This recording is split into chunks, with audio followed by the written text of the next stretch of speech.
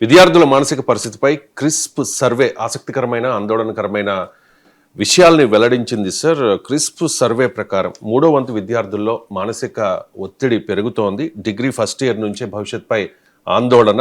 23% మందికి కుటుంబ మద్దతు లేదు. కౌన్సిలింగ్ కావాలంటోన్న 59% మంది అంటూ క్రిస్ప్ సర్వేలో వెల్లడించింది సార్. సార్, మీరు కూడా వేలాది మందికి ఒక ప్రొఫెసర్గా పాఠాలు చెప్పిన అనుభవం మీకుంది. సో ఇప్పుడు విద్యార్థుల్లో మానసిక ఒత్తిడి పెరుగుతోంది అనేది క్రిస్ప్ సర్వే అంటే వాస్తవం అండి. ఎందుకంటే centre for research in schemes and policies అనేవారు ఈ స్టడీ చేశారు. సో ఈ స్టడీ మనకు నిత్య జీవితంలో కూడా కనబడుతుంది. దీనికి కారణం ఏంటంటే ఒకటి జాబ్ మార్కెట్. సో అల్టిమేట్గా ప్రతి యంగ్ బాయ్ ఆర్ యంగ్ గర్ల్కి ఉండే టెన్షన్ ఏముంటుంది, ఆ జాబ్ రావాలి, లైఫ్లో సెటిల్ కావాలి అనే తాపత్రయమే ఉంటుంది కదా. ఎందుకంటే చాలామంది జనరేషనల్ షిఫ్ట్ జరుగుతుంటుంది. అంటే అంతకుముందు జనరేషన్ చాలా పేదరికంలోనూ చాలా ఆదాయాలతో బతుకుతూ ఉంటారు. అందువల్ల ఈ జనరేషన్ చేంజ్ అవుతుంది. నా జీవితంలోనే చూసుకుంటే మా నాన్న సాధారణ స్కూల్ టీచరు. ఆ రోజుల్లో స్కూల్ టీచర్లు కూడా శాలరీస్ చాలా తక్కువ ఉంది, ఇప్పట్లాగా లేవు. ఉపాధ్యాయులు పెద్ద ఎత్తున ఉద్యమాలు చేసి ఈ స్థాయికి సంపాదించుకోగలిగారు. ఒకప్పుడు బతకలేని బడిపంతులు అని దానికి పేరు కూడా ఉండేది, బతకలేని బడిపంతులు అనేవారు. సో ఎందుకు ఆ రోజుల్లో శాలరీస్ తక్కువ, మా నాన్న ట్యూషన్లు చెప్పేవాడు, మేము 4 పిల్లలము, ఇలాంటి లైఫ్.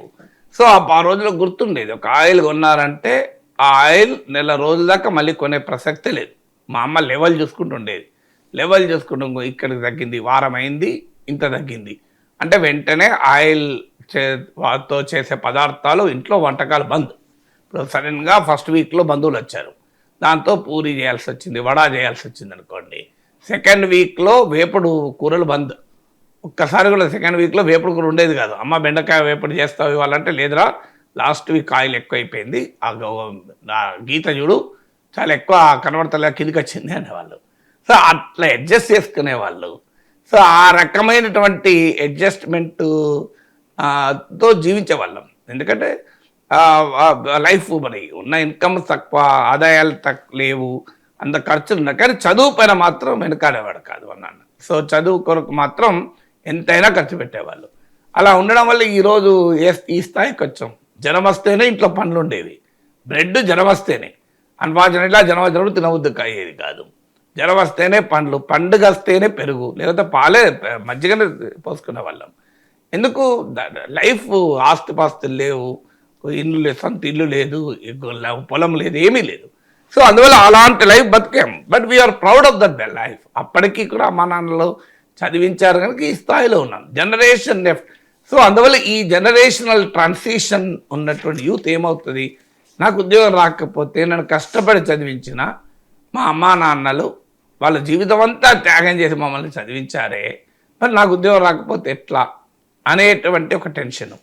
అంటే జనరేషనల్ ట్రాన్సిషన్లో పేరెంటల్ సాక్రిఫైస్ చూసిన పిల్లలు టెన్షన్ పడకుండా ఉంటారు ఆ జాబ్ గురించి. పేరెంటల్ సాక్రిఫైస్ లేకపోయినా పేరెంటల్ ఎక్స్పెక్టేషన్స్ కూడా ఉంటాయి. నా బిడ్డ ఇది కావాలి, నా బిడ్డ ఇది కావాలి అని చిన్నప్పటి నుంచి ఆ ఎక్స్పెక్టేషన్స్ ఉంటాయి. నేను ఒకసారి చుక్కారామయ్య గారితో ట్రావెల్ చేస్తుంటే ఒక తల్లి వచ్చి, పిల్లవాడు యూకేజో ఎల్కేజీ అవుతున్నాడు, సార్ రామయ్య గారు మా వాడికి ఐఐటి కావాలని కోరిక ఉంది అని చెప్పి ఆ పిల్లవాడితోనే కాళ్ళు మొక్కిస్తున్నాడు. ఐఐటి అని పదాలే అక్షరాలే వస్తలేవు వాడికి, పిల్లవాడికి. అంటే అర్థం ఏంటంటే వాడి కోరిక కాదు, తల్లి కోరిక.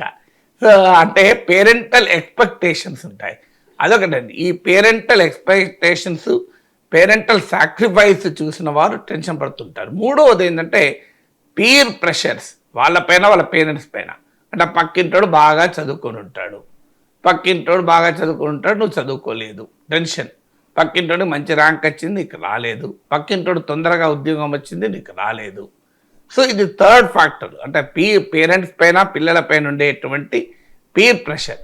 నాలుగవది కన్జ్యూమరిస్ట్ ట్రెండ్స్ కూడా ప్రెషర్ పెడుతుంది. అంటే నీకు ఒకప్పుడు కోరికలు కూడా అంత ఉండేది కాదు మనిషికి. నేను ఇప్పుడు చదువుకుంటున్నప్పుడు సైకిల్ కొనాలని కోరుకుండేది, స్కూటర్ కొనాలని కోరిక కూడా ఉండేది కాదు. కానీ వాళ్ళు చూస్తే అసలు చదువుకునే టైంలోనే అందమైన కారు కొనాలి అనే కోరికలు పుడుతున్నాయి. సో అందువల్ల మీకు కారణం ఏంటంటే ఒక డార్జిలింగ్ వరల్డ్ ఆఫ్ కన్స్యూమరిజం నీ కళ్ళ ముందు కనబడుతుంది. మీకు డేనియల్ లెర్నర్ అనే అతను sociologist the passing of traditional society అనే పుస్తకంలో అంటాడు, the revolution of rising frustrations అంటాడు. అంటే నిరాశల విప్లవాన్ని కలిగిస్తోంది అని. రెవల్యూషన్ ఆఫ్ రైజింగ్ ఫ్రస్ట్రేషన్స్ అంటే ఈ అందమైన వస్తు ప్రపంచం కళ్ళ ముందు సాక్షాత్కరిస్తుంటే ఆదాయాలు అనుమతించినప్పుడు నిరాశల విప్లవానికి దారితీస్తుంది అని డేనియల్ లెర్నర్ అనే తన పాసింగ్ ఆఫ్ ట్రెడిషనల్ సొసైటీ అనే పుస్తకంలో చెప్తాడు. సో అందువల్ల మీకు ఈ 4వ ట్రెండ్ కన్జ్యూమర్ ప్రపంచం అందుబాటులో ఉండడం. ఒకప్పుడు ఈ రకమైన ప్రపంచం మనకు లేదు, ఉన్న ఇది మనది కాదు అనుకునేవాళ్ళం. అంతే తప్ప ఆ కాంపిటీషన్, ఆ కన్జ్యూమరిస్ట్ మైండ్ సెట్ లేకుండే. ఇప్పుడు మేము రెంట్కి ఉండేవాళ్ళం మా ఊరు బెల్లంపల్లిలో బాబు క్యాంప్ అనే ప్లేస్లో. మాకు ఇంటి ఓనర్కు ఫ్రిడ్జ్ కొన్నాడు ఫస్ట్ టైం. మేము వెళ్ళి అబ్బా ఐస్ ముక్కలలో పెట్టి సో చూసి ఎంజాయ్, ఇట్లా ఐస్ అవుతుందట వెంటనే అని ఆ ఫ్రిడ్జ్లో ఇట్లా ఆ డీప్ ఫ్రీజ్లో చేయబెట్టి అబ్బా ఇంత చల్లగా ఉంటుందా అని ఎంజాయ్ చేసాను తప్ప మా ఇంట్లో ఫ్రిడ్జ్ లేదని ఎన్నడూ ఫీల్ కాలేదు. మా ఇంట్లో ఫ్రిడ్జ్ లేదు అని ఎన్నడూ ఫీల్ కాలేదు.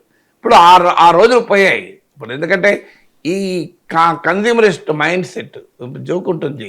ఒక తల్లి దగ్గరికి తల్లి పక్కింట్లో ఉండగా అమ్మ నాన్న కీస్ దొరుకుతలేవట, ఎక్కడ పెట్టినా అడుగుతున్నాడు అని అంటది.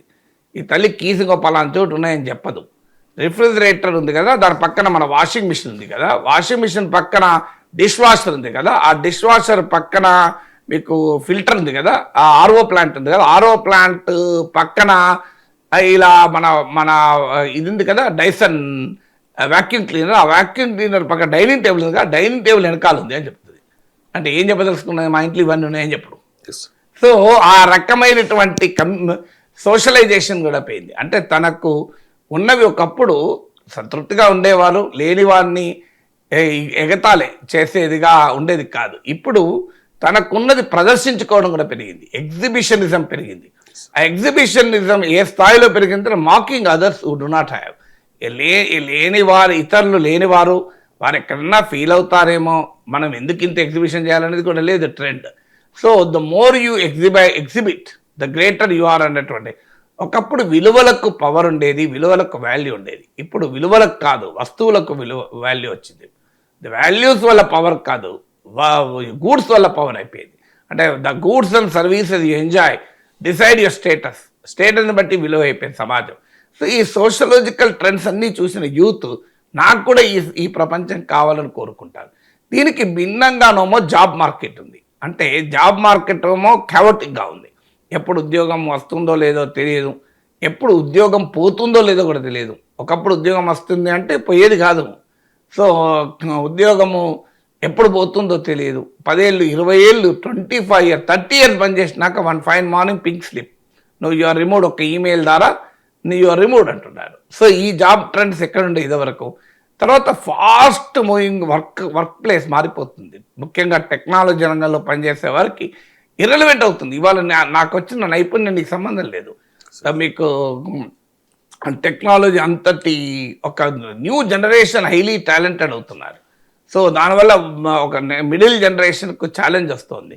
తర్వాత మీకు స్కిల్స్ ఉండడం లేదు. ఇప్పుడు మీకు ఎడ్యుకేషను పిల్లల్లో ఎందుకు ఈ రకమైన టెన్షన్ అంటే, మీకు చదువుకునే చదువుకు చేసేదానికి సంబంధం లేదు.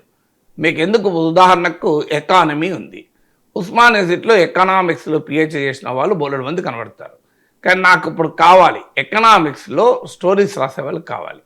నాకు I have started my professor K Nageshwar economy and business అని, ప్రొఫెసర్ కె నాగేశ్వర్ ఎక్స్ప్లెయినర్స్ అని కొన్ని సెపరేట్ ఛానల్స్ లాంచ్ చేశాను. నాకు ఎక్స్ప్లెయినర్ కావాలి. ఎక్స్ప్లెయినర్ అంటే ఇప్పుడు ఒక ఇష్యూ వస్తే దాని గురించి ఒక వివరంగా ఒక స్క్రిప్ట్ రాయగలిగే వాళ్ళు కావాలి. ఒక టాపిక్ పైన, ఏదైనా టాపిక్ కానీ, హౌ యూరప్ ఈజ్ డిక్లైనింగ్ అని దాని మీద నాకు ఒక ఎక్స్ప్లెయినర్ రాసి ఇవ్వాలి. లేదు ఎకానమీ పైన ఒక దానిపైన, ఇప్పుడు బడ్జెట్ రాబోతుంది, వాట్ ఈజ్ బడ్జెట్ అని రాసి ఇవ్వగలగాలి. ఇలాంటి వాళ్ళు దొరకడం లేదు. పిహెచ్డీ చేసిన వాళ్ళు కూడా ఎంతమంది రాయగలుగుతారు క్వశ్చన్.